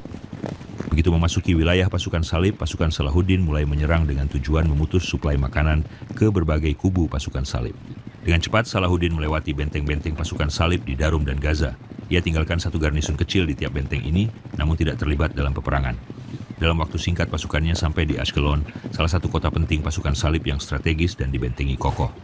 Di sini Salahuddin menghentikan pasukan utamanya dan mengirim beberapa prajurit untuk bergerilya jauh ke jantung wilayah pasukan Salib untuk menimbulkan kepanikan dan ketakutan. Namun ia tidak mengepung kota ini. Ini tidak lazim bagi Salahuddin meninggalkan kubu musuh tanpa penyerangan di belakang garis depan pasukannya. Pertama, Darum dan Gaza, kemudian Ashkelon. Hal ini terbukti menjadi kesalahan pahit bagi Salahuddin di kemudian hari. Awalnya, pasukan Salahuddin menghadapi sedikit bahkan tidak ada perlawanan dalam gerakan mereka. Sebagian prajurit bahkan telah mencapai Ramallah sekitar 40 km dari Yerusalem. Sepertinya hanya masalah waktu sebelum Salahuddin tiba di gerbang Yerusalem bersama pasukannya. Pergerakan pasukan Salahuddin ini menimbulkan kepanikan di antara pasukan Salib. Raja Baldwin IV memanggil setiap lelaki sehat di kerajaannya untuk mengangkat senjata dan ikut berperang. Meski menderita lepra, kondisi kesehatannya cukup stabil untuk bergabung bersama pasukannya ke medan perang. Menjawab panggilannya, para pangeran dari berbagai negara pengikut perang salib bergabung dengan pasukannya. Di antara mereka adalah Rainald dari Châtillon, Pangeran Kerak. Namanya akan sering kita dengar dalam peristiwa-peristiwa mendatang. Kembali ke taktik perang Baldwin IV, ia harus membuktikan kepada pengikutnya bahwa ia raja yang cakap menghadapi penyerang dan tidak membiarkan kerajaannya direbut begitu saja. Ia memutuskan tidak menunggu hingga Salahuddin tiba di Yerusalem, tetapi terus berpacu dan membawa peperangan ke Ashkelon. Ini keputusan yang berani mengingat ia hanya memiliki 7.000 prajurit untuk melawan 26.000 prajurit Salahuddin. Ia harus sampai di Ashkelon dengan pasukannya untuk menghindari gerilyawan Salahuddin. Jika ditemukan sebelum sampai Ashkelon, ia tak akan mampu melindungi pasukannya. Dalam perputaran peristiwa yang tidak menguntungkan, para mata-mata yang dikirim Baldwin menemukan pasukan Muslim tersebar dengan jumlah sedikit untuk membentuk blokade kokoh di Ashkelon. Kelompok pasukan ini terpisah jauh satu sama lain sehingga sulit bergabung dalam waktu singkat. Melihat adanya celah dan kurang disiplinnya pasukan Muslim, pasukan Salib memanfaatkan kesempatan dan bergerak menuju Ashkelon dengan menembus barikade pasukan Muslim. Meski terlambat, kabar ini sampai ke telinga Salahuddin sebelum Baldwin IV tiba di Ashkelon. Yang mengejutkan, ia memutuskan untuk tidak terlibat juga kali ini. Kita tak tahu pasti apa yang ada di benak Salahuddin. Mungkin saja ia pikir bisa menyudutkan Baldwin di Ashkelon tanpa banyak pasukan, dan dengan begitu akan lebih mudah baginya menguasai Yerusalem tanpa sang raja. Namun sebelum Salahuddin menjalankan rencana ini, Baldwin IV memberinya kejutan. Sore hari tanggal 25 November 1177, Baldwin IV beserta 375 ksatria berbaju zirah besi dan kuda yang kuat menyerang kemah utama Salahuddin di dekat Ashkelon. Sisa pasukan ini menyusul dan menghantam garda depan pasukan Muslim. Salahuddin terlambat menyadari ancaman ini. Meski ia telah memerintahkan pasukannya untuk bergabung, mereka tidak bisa menyatukan diri cukup cepat untuk menahan serangan. Salahuddin bergerak mundur dan berusaha menarik pasukannya di atas bukit yang bernama Mongisar. Tapi serangan keras oleh pasukan Salib cukup berhasil sehingga barisan pasukan Salahuddin terputus. 2 kali Salahuddin mencoba menghimpun pasukan untuk melawan serangan, namun keduanya gagal. Para prajuritnya mulai melarikan diri. Satria pasukan Salib berhasil maju begitu dekat dengan Salahuddin, sehingga hanya ada sedikit Mamluk yang menjaga sang sultan. Menurut versi Salahuddin sendiri, seorang Satria Templar berada sangat dekat dengannya dan mencoba menusuknya dengan sebilah tombak. Untunglah 3 orang pengawal Salahuddin berada sangat dekat dan segera menolong sebelum sang sultan terluka. Salahuddin harus mundur. Seluruh kamp pasukan Muslim, bahkan tenda pribadi Salahuddin hancur. Meski Salahuddin bisa mundur dengan selamat, tidak demikian dengan pasukannya. Hanya sebagian pasukannya yang bertarung di Mongisar dan mereka dihancurkan oleh pasukan Salib. Kelompok lain tersebar terlalu jauh dan juga diserang dari segala arah setelahnya. Bahkan ketika mundur, benteng-benteng yang dibiarkan tidak diserang di belakang garda depan, kini menjadi sumber serangan dan pelecehan bagi prajuritnya. Kekalahan di Mongisar menyebabkan kemunduran besar bagi rencana Salahuddin. Tak diragukan lagi, ia sedih dan malu. Namun konsekuensi politik mengalahkan kehancuran emosionalnya. Posisi Salahuddin kini berada di titik terendah. Kerajaannya rentan terhadap serangan pasukan Salib dan terhadap saingannya di Suriah. Moral kaum Muslim berada di titik nadir setelah beberapa dekade. Di lain pihak, pasukan Salib melakukan pawai kemenangan, mempertontonkan harta rampasan perang. Salahuddin tiba di Kairo dengan selamat. Dan dari sana ia mulai menata diri kembali. Kini kita tahu Salahuddin bukanlah seorang yang mudah menyerah. Tentu ia telah mendapat banyak pelajaran yang berat pasca perang Mongisar. Pahlawan kita Salahuddin adalah seseorang yang belajar dari kesalahannya. Kali berikutnya Salahuddin akan siap untuk segala kejutan. Seberapa besar perubahan Salahuddin sebagai pemimpin setelah peristiwa ini akan menjadi jelas pada peristiwa yang akan terjadi dalam beberapa bulan ke depan. Pasukan salib yang terangkat moralnya berkat kemenangan mereka melancarkan serangan terhadap kota-kota strategis di Suriah seperti Hama dan Damaskus. Beberapa emir Suriah juga memberontak melawan Salahuddin begitu melihat kekalahannya yang terakhir. Namun Salahuddin bersikap sangat hati-hati dan gesit dalam mengendalikan kerusakan. Segera saja ia kembali ke Suriah dan dari sana menata pasukannya di berbagai garis depan. Pemberontakan itu segera bisa dikendalikan meski tidak bisa dipadamkan seluruhnya. Kemenangan yang menentukan juga diperoleh oleh pasukan Salahuddin di Hama yang menghentikan serangan pasukan salib di sana. Salahuddin sendiri berkemah di dekat Homs dan ikut serta dalam gerilya-gerilya. Salahuddin meraih kemenangan dari gerilya dan menggagalkan pasukan salib untuk bergerak maju. Namun Baldwin IV belum juga menyerah. Dalam usahanya memberikan tekanan, dia mulai membangun kastil di tempat bernama Benteng Jacob. Benteng ini benar-benar menjadi ancaman bagi kaum muslimin dikarenakan posisinya. Berlokasi hanya 80 km dari Damaskus, pasukan dari benteng ini bisa mencapai Damaskus hanya dalam beberapa hari. Lokasinya juga berada di sepanjang jalur perjalanan haji, sehingga pasukan salib bisa saja menyerang kafilah yang berangkat ke Mekah untuk berhaji. Salahuddin memutuskan menyudahi masalah ini ke akarnya. Dikirimnya salah satu jenderalnya, Faruk Shah, untuk membela Damaskus. Ketika Baldwin IV maju bersama pasukannya menuju Damaskus, dia berharap tidak akan menghadapi perlawanan. Tak dinyana, dia justru bertemu pasukan muslim yang sangat tangguh dan harus mundur setelah menderita kekalahan memalukan. Salahuddin kembali percaya diri dan kembali dipercaya kaum muslimin. Semua kemenangan ini begitu penting bagi Salahuddin di titik krusial ini. Dia mampu mengembalikan sebagian besar kekuatan militernya setelah kekalahan di Perang Mongisart. Moral kaum muslimin kembali meningkat. Dibawanya bala bantuan dari Mesir dan berhasil memukul mundur seluruh pasukan salib dari Suriah. Salahuddin mungkin memang kalah di salah satu perang, namun dia masih sangat mampu untuk berperang dan memenangkannya. Salahuddin menawarkan 100.000 keping emas kepada Baldwin IV untuk meninggalkan kastil di Benteng Jacob, menyatakan ini akan mengurangi banyak pertumpahan darah di kedua pihak. Tawarannya ditolak. Ini jelas provokasi pihak pasukan salib. Maka Salahuddin kembali melancarkan serangan ke utara wilayah pasukan salib pada tahun 1179. Ini perang pertama yang dipimpin oleh Salahuddin sendiri sejak Perang Mongisart, hampir 18 bulan sebelumnya. Pasukan salib harus menyebar pasukannya dari Benteng Jacob untuk menjawab serangan Salahuddin. Ini adalah taktik Salahuddin untuk memecah kekuatan pasukan salib, dan taktik ini berhasil. Kedua pasukan bertemu di sejumlah peperangan di dekat Banyas, Sidon, dan Beirut, yang merupakan bagian dari Lebanon modern. Kali ini Salahuddin unggul, pasukannya berhasil menyapu habis pasukan salib. Suplai makanan menjadi berlimpah dan memperkaya pasukan Salahuddin, sedangkan pasukan salib melemah secara signifikan. Sejumlah ksatria pasukan salib berpangkat tinggi berhasil ditangkap dan dipenjarakan. Dengan brilian, Salahuddin memutuskan segera menyerang pos pasukan salib di Benteng Jacob. Manuver kejutan dari Salahuddin ini menjadikan peperangan bagai berpacu dengan waktu. Dibutuhkan 5-6 hari bagi bala bantuan dari Yerusalem untuk tiba di Benteng Jacob. Jadi Salahuddin harus menguasai kastil ini dalam 5 hari saja untuk menghindari pengepungan yang panjang dan merusak. Jadi kaum muslimin menyerang kastil ini dengan kekuatan penuh. Hari ke-1, lapisan pertahanan terluar ditangkap oleh kaum muslimin, namun dinding utama setebal 4 meter menahan mereka masuk. Hari kedua, dinding tersebut diserang berbagai senjata pengepung berjam-jam, namun masih berdiri kokoh. Dalam keputusasaan mereka mencoba melompati dinding itu dengan tangga, tetapi gagal. Salahuddin semakin putus asa. Diperintahkannya pasukan mulai menggali terowongan untuk masuk ke bawah dinding. Salahuddin ingin meletakkan bahan peledak di bawah dinding dan meledakannya secara total dari bawah tanah. Hari ketiga, serangan dilanjutkan namun dindingnya bergeming. Penggalian terowongan terus dilanjutkan. Hari keempat, terowongan akhirnya siap. Perintah menyulut terowongan diberikan. Pasukan muslim menunggu ledakan berikut robohnya dinding dengan penuh harap. Namun hal itu tidak terjadi. Dinding itu masih berdiri kokoh, artinya terowongannya tidak cukup dekat di bawah dinding. Hari kelima, bala bantuan pasukan salib tinggal sehari perjalanan lagi. Dalam upaya putus asa, pasukan muslim berlari membawa ember air untuk memadamkan api dan melanjutkan penggalian terowongan. Tapi akankah selesai tepat waktu?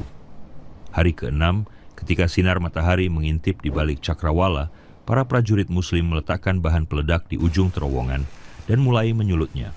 Hanya beberapa jam tersisa sebelum bala bantuan pasukan salib tiba. Tiba-tiba terdengar suara berderak diikuti ledakan yang sangat besar.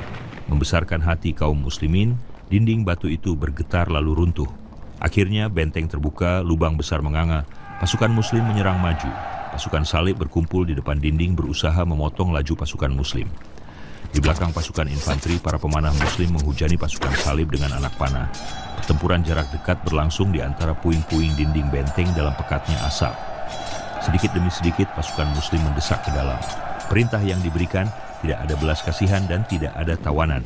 Bala bantuan pasukan salib tiba di dekat lokasi, namun melihat bubungan asap dari kejauhan, mereka putus asa dan berbalik pulang. Pasukan Muslim lalu melakukan satu tekanan penghabisan, dan akhirnya kastil tersebut berhasil dikuasai. Panji kuning Salahuddin akhirnya berkibar di atas menara benteng Jakob. Pada bulan berikutnya, Salahuddin memperlihatkan pendekatan strategis yang lebih luas dalam melawan pasukan salib. Ia telah berusaha membangun kembali pasukan maritim Mesir dalam beberapa bulan terakhir, dan untuk memperlihatkan kekuatannya, ia melancarkan serangan laut terhadap kota penting pasukan salib lainnya bernama Akka, hanya beberapa pekan setelah menguasai benteng Jakob. Meskipun hanya berupa serangan mendadak lalu tinggalkan, langkah ini berhasil menghancurkan menara pelabuhan serta beberapa kapal. Setelah sekian dekade, akhirnya kaum muslimin memiliki angkatan laut yang kuat. Salahuddin kembali memperlihatkan bagaimana ia belajar dan memperbaiki diri dari setiap rintangan dalam hidupnya. Permainan ini berhasil ia kendalikan. Pasukan salib kehilangan keunggulan. Salahuddin sekarang mendominasi perbatasan negara-negara pasukan salib, baik di darat maupun di laut. Namun dengan berlanjutnya perseteruan ini di garis depan bagian barat, badai besar sedang mengintip di sisi lain, bergerak cepat untuk menelan kekaisaran Salahuddin. Gejolak politik kembali muncul di Suriah. Reinald dari Chatillon memutuskan menyerang Madinah dan menculik jasad Nabi Muhammad SAW dalam rangka balas dendam. Kairo, Mesir, Desember 1181. 2 tahun berlalu sejak peperangan di benteng Jakob. Serangkaian kemenangan Salahuddin memaksa pasukan salib untuk menawarkan gencatan senjata. Sejak saat itu, untuk sekian lama ketenangan relatif terasa. Untuk menghormati gencatan senjata, Salahuddin tidak mengadakan gerakan melawan pasukan salib. Ia gunakan momen ini untuk urusan pemerintahan di wilayahnya, yang demikian luas serta memupuk kekuatan guna melaksanakan ekspedisi berikutnya. Banyak rumah sakit, madrasah, serta infrastruktur pertanian dibangunnya. Mesir tumbuh makmur. Benteng-benteng di perbatasan Mesir diperbaiki. Armada maritim juga diperkuat sementara garis pantai dijaga ketat siang dan malam. Membaiknya keamanan ini memberi keuntungan ganda, yakni mencegah serangan pasukan salib di Mesir, serta menyediakan tempat mundur bagi pasukan Muslim bila terpaksa mundur dari peperangan. Akan tetapi, Suriah belum bisa dijadikan seaman Mesir karena Salahuddin terpaksa mengandalkan jaringan Pakta serta para sekutu yang terus bergejolak dan rumit untuk menjaga kekuasaannya di sana. Salahuddin harus memastikan bahwa ia menggenggam kekuasaan mutlak di Suriah sebelum kembali mencoba mengambil alih Yerusalem. Ia tak ingin meninggalkan para sekutu yang tidak bisa dipercaya di belakang punggungnya, sementara ia bergerak menyerang pasukan salib. Di sini kita kembali menyaksikan bagaimana Salahuddin belajar dari kesalahannya pada Perang Mongisart, sehingga tidak ada satupun titik lemah di perbatasan. Istana Salahuddin di Kairo. Salahuddin sedang membahas urusan negara bersama para emirnya ketika seorang utusan tiba. Ia membawa berita dari Suriah. Pangeran As-Salih telah wafat di Aleppo. Saifuddin, pemimpin de facto Zankiyah, juga telah wafat beberapa bulan lalu. Kekosongan kepemimpinan ini menimbulkan perselisihan di antara bangsa Zengid. Ini waktu yang tepat bagi Salahuddin untuk meningkatkan pengaruhnya di Suriah. 7 Mei 1182, Salahuddin meninggalkan Kairo dengan membawa 8.500 prajurit yang dilepas dengan sebuah upacara agung. Inilah kali terakhir Salahuddin berada di tanah Mesir, tanah yang telah menjadi batu loncatan baginya untuk melansir karir politik sehingga muncul sebagai figur yang berkuasa. Salahuddin masih akan hidup hingga 1 dekade berikutnya dan terus mengandalkan sumber daya Mesir untuk membiayai aksinya di masa depan. Ini membuktikan betapa ia telah mengatur pemerintahan Mesir dengan baik, begitu pula tujuan utama, serta prioritasnya, yakni Suriah dan Tanah Suci. Sesampainya di Suriah, datang berita serangan yang dilakukan oleh Reinald dari Chatillon di perbatasan. Maka pada Juli 1182, Salahuddin mengirim pasukan untuk menghukum Reinald. Kedua pasukan itu bertemu di dekat Laut Galili, yang juga dikenal sebagai Danau Tiberias. Pasukan salib yang berkekuatan sekitar 700 prajurit berhasil dibinasakan oleh pasukan Muslim yang berjumlah lebih besar. Saat itu cuaca sangat panas sehingga banyak prajurit yang tewas oleh sengatan panas.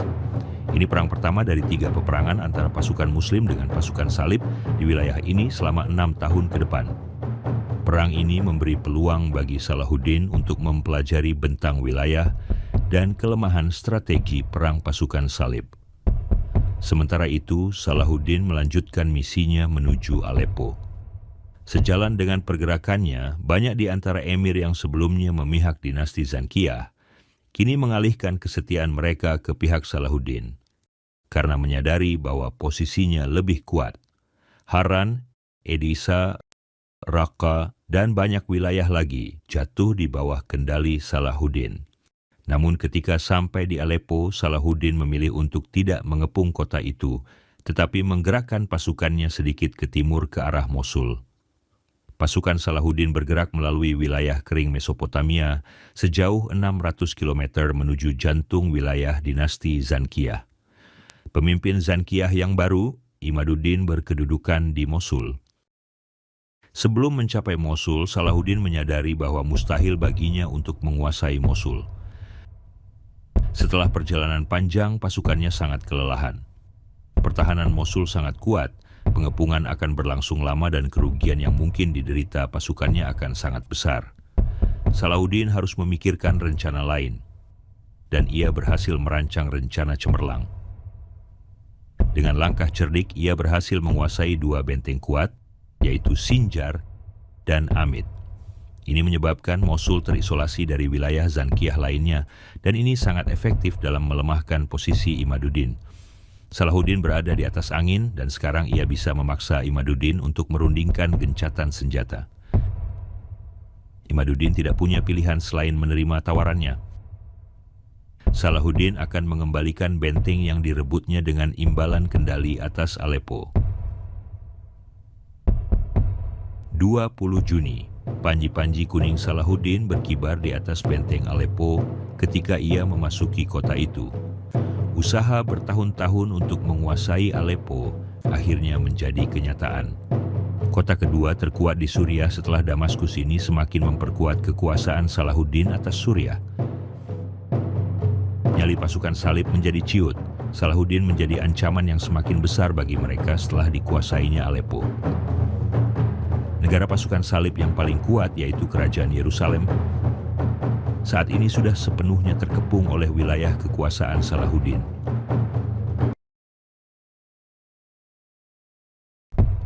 Nyaris putus asa untuk memberikan pukulan telak terhadap pemerintahan Salahuddin, Reynald dari Chatillon merancang rencana jahat. Ia berencana mencuri jasad Nabi Muhammad SAW dari makam beliau di Madinah. Laut Merah. Sebuah kapal yang membawa para jemaah umrah sedang berlayar menuju pelabuhan Rabigh di dekat Madinah.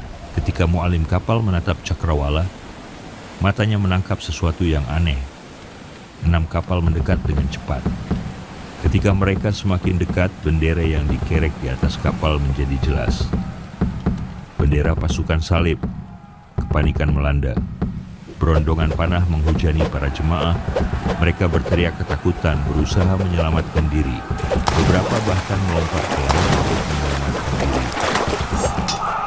Pasukan salib turun ke kapal jemaah. Pembantaian pun berlangsung. Tak seorang pun dibiarkan hidup. Hilangnya kapal jemaah umrah semakin sering terjadi. Bagaimana ini bisa terjadi? Pasukan salib tidak memiliki akses langsung menuju Laut Merah. Sebuah batu sandungan kecil bagi kelancaran pengkhianatan Reynald. Ia menyuruh para insinyurnya untuk membongkar kapal-kapal kecil. Komponennya lalu dibawa melewati semenanjung Sinai menggunakan unta dalam misi rahasia menuju Laut Merah. Semua komponen itu lalu dirakit ulang dan sekarang armada pasukan salib sudah berada di Laut Merah. Munculnya ancaman tak terduga itu menimbulkan kepanikan di seluruh wilayah. Segera setelah berita ini sampai di Kairo, armada kapal dikirimkan untuk membasmi kapal-kapal pasukan salib. Sementara itu, pasukan salib melanjutkan misinya dan mendarat di dekat Rabigh. Dari sana mereka melanjutkan perjalanan darat menuju Madinah. Pasukan Muslim melacak jejak mereka dan mengejar mereka melintasi gurun. Akhirnya, setelah peperangan jumlah mereka hanya 170 orang. Kekejian yang pertama kalinya dilakukan pasukan salib di jantung wilayah Muslimin, ini dirancang untuk menggoyahkan kedudukan Salahuddin sebagai pahlawan kaum Muslimin. Meski gagal, ini membuktikan betapa putus asanya pasukan salib untuk menghentikan Salahuddin, apapun taruhannya. Salahuddin tidak bisa membiarkan provokasi semacam ini berlangsung tanpa sebuah reaksi keras.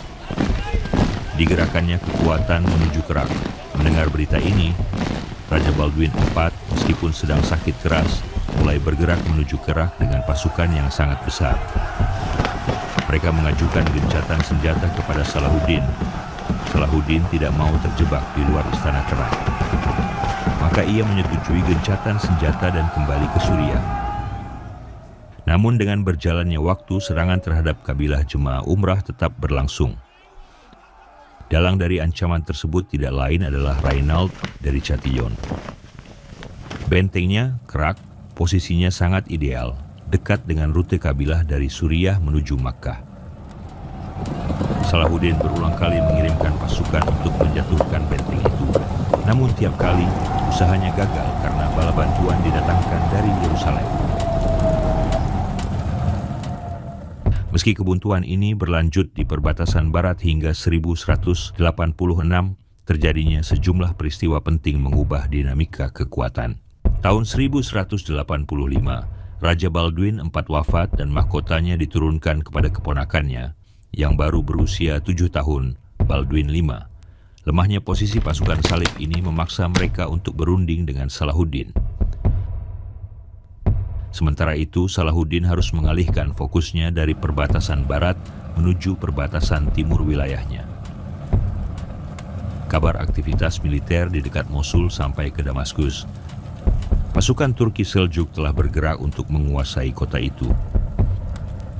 Salahuddin tidak bisa membiarkan kekuatan lain memperlambat misinya.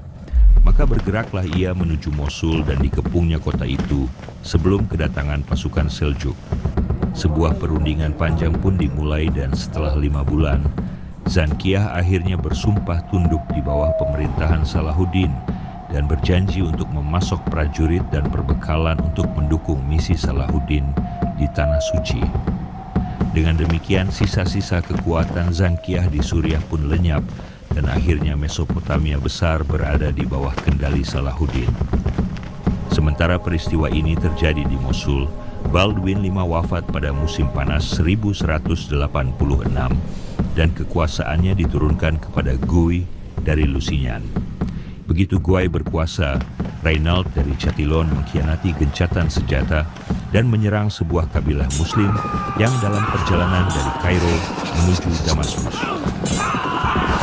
Sejumlah sumber barat menyebutkan bahwa saudari Salahuddin berada di kabilah itu. Ini menambah kaitan pribadi peristiwa itu dengan Salahuddin, namun sumber Muslim tidak menyebutkan informasi semacam ini. Bila ia memang berada di kabilah itu, kemurkaan Salahuddin dan para emirnya akan sangat besar. Jadi bisa dikatakan bahwa saudari Salahuddin tidak berada di kabilah tersebut. Meski demikian, provokasi ini pastilah membuat perang Salahuddin. Salahuddin menuntut dilepaskannya seluruh tahanan, kompensasi penuh atas serangan ini, dan permintaan maaf dari Rainald. Namun Rainald menolak. Hal ini menghabiskan kesabaran Salahuddin.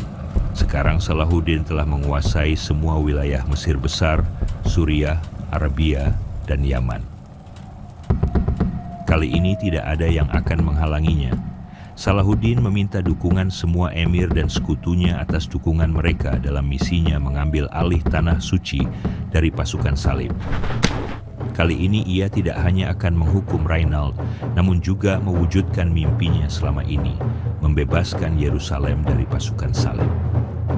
Sebagaimana direncanakan, gerakan pertama pasukan Muslim di kerajaan Yerusalem terjadi pada bulan April 1187.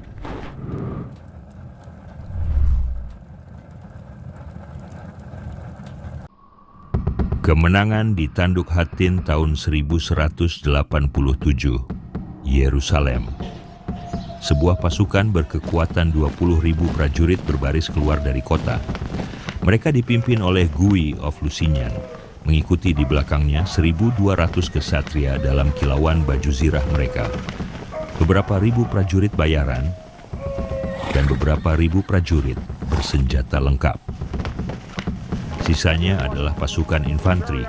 Pasukan ini berjalan sambil mengusung jimat terbesar umat Kristen, yaitu salib asli.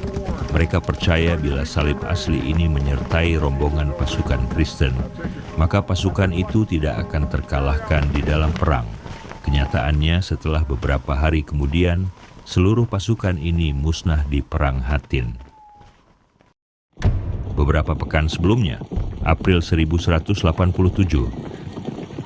pasukan Muslim baru saja berkumpul di perbatasan kerajaan Yerusalem. Perintah global bagi pasukan Kristen ini adalah untuk tidak dulu memulai perang dengan pasukan Muslim. Suatu malam, ketika sekelompok pasukan Muslim kembali ke kamp mereka setelah mencari bahan makanan, tiba-tiba saja sang kapten melihat gerakan di puncak sebuah bukit terdekat. Dia berusaha mencari tahu apa yang sedang terjadi di sana. Namun segera setelah melihat bendera kelompok itu, jantungnya membeku. Para lelaki yang ada di atas bukit itu adalah kesatria Templar dan kesatria Hospitaller. Biarawan prajurit yang disumpah untuk membela agama Kristen, kelompok paling elit dan paling kuat dari pasukan salib. Dengan mendekatnya segelintir pasukan Muslim ke kamp mereka, sejumlah kesatria salib mulai turun dari puncak bukit menuju kamp Muslim. Prajurit Muslim berteriak ketakutan, beberapa di antaranya mulai menyambar senjata mereka dan beberapa mematung karena panik. Kesatria itu berjumlah 140 orang, baik Grandmaster, kesatria Templar dan Hospitaller memimpin kelompok tersebut. Akan tetapi di kamp itu ada sekitar 5.000 hingga 6.000 prajurit Muslim. Jadi begitu mereka menyadari kenyataan di hadapannya, serangan mendadak itu pun kehilangan efektivitasnya. Pasukan Muslim melawan dengan gagah berani. Serangan ini terbukti sangat merugikan bagi pasukan salib, sebaliknya sangat menguntungkan pasukan Muslim. Semua kesatria itu akhirnya gugur di medan perang kecuali 4 orang. Tidak diragukan lagi bahwa para kesatria itu pemberani, namun mereka bukan musuh yang seimbang bagi pasukan Muslim. Komandan kesatria Hospitaller tewas, sedangkan komandan kesatria Templar melarikan diri dalam keadaan terluka. Setelah kemenangan ini, pasukan Muslim mulai bergerak lebih jauh lagi ke dalam kerajaan Yerusalem. Kepanikan terjadi di semua negara pasukan salib. Mereka segera menghimpun semua kekuatan. Setiap lelaki yang mampu memanggul senjata terkena wajib militer. Semua pangeran di negara-negara tersebut, termasuk Reynald dari Chatillon, Raymond dari Tripoli, dan Balian Ibelin, bergabung dengan pasukan salib. Raja Guy maju bersama seluruh kekuatan yang bisa dihimpunnya untuk menghadapi pasukan Muslim yang bisa kita lihat di awal video ini. Juni 1187, lembah Sungai Yordan. Bendera kuning Ayubia seakan menutupi seluruh lembah ketika Salahuddin bergerak bersama 30.000 prajuritnya menuju pantai Danau Tiberias. Kemenangan yang baru saja mereka nikmati di Sreson, serta peperangan pada tahun 1182 dan 1183 membuat pasukannya menjadi familiar dengan taktik pertempuran pasukan salib di wilayah itu. Pasukan Kristen telah berkemah di dekat mata air Safuria, sekitar 30 km dari posisi Salahuddin saat itu. Kedua pasukan itu dipisahkan oleh daerah arid tanpa sumber air ataupun makanan. Salahuddin berencana untuk memancing pasukan salib untuk bergerak memasuki wilayah yang tidak ramah itu.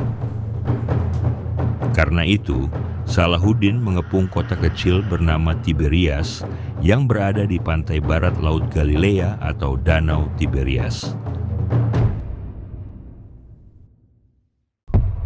Pembebasan Yerusalem. Dengan berakhirnya Perang Hattin, seluruh pasukan salib pun berakhir. Raja Guy ditawan beserta semua pangeran pasukan salib yang masih hidup. Salib asli akhirnya jatuh ke tangan pasukan Muslim. Para tawanan terpenting dibawa ke hadapan Salahuddin. Salahuddin menawarkan secangkir es gulab kepada Guy yang kemudian meneguknya dalam satu tegukan besar. Kemudian dia menyerahkan cangkir itu kepada Reynald of Chatillon. Sebelum Reynald sempat meneguknya, Salahuddin merampas cangkir itu Melalui penerjemahnya, dia mengatakan kepada Gui, "Kamulah yang memberinya minum. Aku tak sudi memberinya sedikit pun dari minuman ataupun makananku." Menurut tradisi Islam, menawarkan minuman atau makanan kepada tawanan melambangkan penawaran keamanan oleh si penawan. Namun Salahuddin tidak sudi menawarkan pelindungan kepada Reynald akibat penghinaan serta ancaman yang terus-menerus dia tujukan kepada kaum muslimin. Melihat tidak ada rasa bersalah di wajah Reynald, Salahuddin menghunus pedang lengkungnya dan menebas leher Reynald, membalaskan dendam bagi kaum muslimin. Dengan ditawannya Gui dan musnahnya pasukannya, seluruh kerajaan Yerusalem tidak mampu lagi memberikan perlawanan kepada Salahuddin. Tibalah waktunya bagi Salahuddin untuk mengetuk pintu gerbang Yerusalem. Dengan semakin dekatnya Salahuddin beserta pasukannya menuju tujuan utamanya, yaitu Yerusalem, dia tidak lagi membuat kesalahan seperti 10 tahun lalu yang menyebabkan kekalahan di Mongisar. Kali ini Salahuddin mengirimkan pasukannya untuk menguasai semua sisa kubu dan benteng pasukan salib. Acre, Sidon, Beirut, Jaffa, Mirabel, dan Askalon semua jatuh satu persatu di hadapan prajurit Salahuddin. Salahuddin memperlihatkan belas kasihan kepada para pembela benteng dan memberi mereka persyaratan yang mudah untuk menyerah. Ini memastikan lancar dan hampir tidak adanya pertumpahan darah. Ketika Salahuddin sampai di Yerusalem, hanya Kerak dan Tyre yang masih bertahan melawan pasukan Salahuddin. Salahuddin tidak bisa mengalihkan pasukannya untuk menguasai kedua tempat ini, karena itu berarti tertundanya pembebasan Yerusalem. Ini adalah keputusan yang telah dipikirkan masak-masak berdasarkan situasi yang ada, namun pada waktunya menjadi kesalahan strategis Salahuddin karena Tyre akan menjadi pintu masuk bagi kekuatan barat pada Perang Salib III. 20 September 1187. Salahuddin mendaki sebuah bukit kecil di dekat kampnya. Dia bisa melihat kilauan keemasan kubah batu tertimpa sinar matahari di balik dinding Yerusalem. Tidak jauh di belakangnya berdiri Masjid Al-Aqsa. Ini dua bangunan yang sangat didambanya. Ini impiannya seumur hidup, tujuan utamanya. Ketika pasukan salib merampas Yerusalem dari kaum muslimin pada tahun 1099, pada Perang Salib I mereka membantai semua penduduk non-Kristen di kota itu. Kekejaman itu menimbulkan genangan darah setinggi lutut di kompleks Al-Aqsa. Penduduk Yerusalem ketakutan bahwa kaum muslimin juga akan melakukan hal yang sama begitu mereka berhasil menguasai kota. Maka mereka bersiap untuk membela Yerusalem apapun taruhannya. Baik umat Kristen maupun Muslim memuliakan kota ini sebagai tempat suci, maka sudah menjadi kewajiban agama dan moral bagi kedua pihak untuk mempertahankan kota ini. Memandangi kota suci ketiga umat Muslim, Salahuddin tahu bukanlah pekerjaan yang mudah untuk mengambil alih kota itu kembali. Namun ia tetap memerintahkan pasukannya untuk maju dan dimulailah pengepungan terhadap Yerusalem. Pasukan Muslim memulai penyerangan dengan mengirimkan rentetan panah yang ditujukan kepada penjaga dinding. Salahuddin bersama pasukannya mengepung kota dan mengamati setiap sudut benteng untuk menemukan titik lemahnya. Setelah 5 hari pengamatan, Salahuddin memfokuskan penyerangan pada bagian dinding yang tidak banyak dijaga, yaitu antara gerbang Damaskus dan gerbang Yehosafat. Pengeboman yang terus-menerus menggunakan keterampilan dimulai. Pasukan Kristen dari sebuah pertempuran usai, mereka menawarkan diri untuk berhenti menyerang bila Salahuddin mau menjamin keselamatan penduduk. Salahuddin sendiri tidak berkeinginan menghancur leburkan kota itu dalam proses pengambil alihannya. Dia juga tak ingin ada pertumpahan darah di kota suci itu. Tujuan utamanya adalah mengambil alih kota itu di bawah penjagaan kaum muslimin dan bukan untuk melakukan balas dendam yang kejam terhadap apa yang dilakukan pasukan salib 88 tahun yang lalu. Maka Salahuddin memperlihatkan belas kasihan dan menawarkan persyaratan yang ringan untuk menyerahkan kota. Seorang lelaki bisa ditebus dengan uang 10 dinar, seorang wanita ditebus dengan uang 5 dinar, dan setiap anak bisa ditebus dengan uang 1 dinar.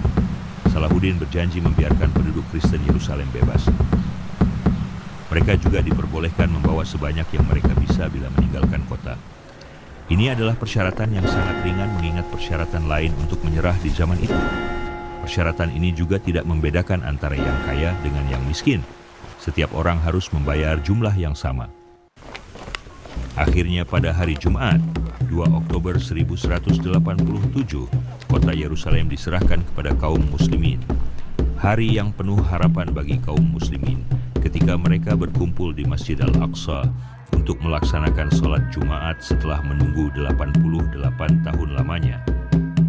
Selama 88 tahun itu, masjid ini telah digunakan kesatria Templar sebagai markas besar mereka dan melarang sholat apapun di dalamnya oleh kaum muslimin.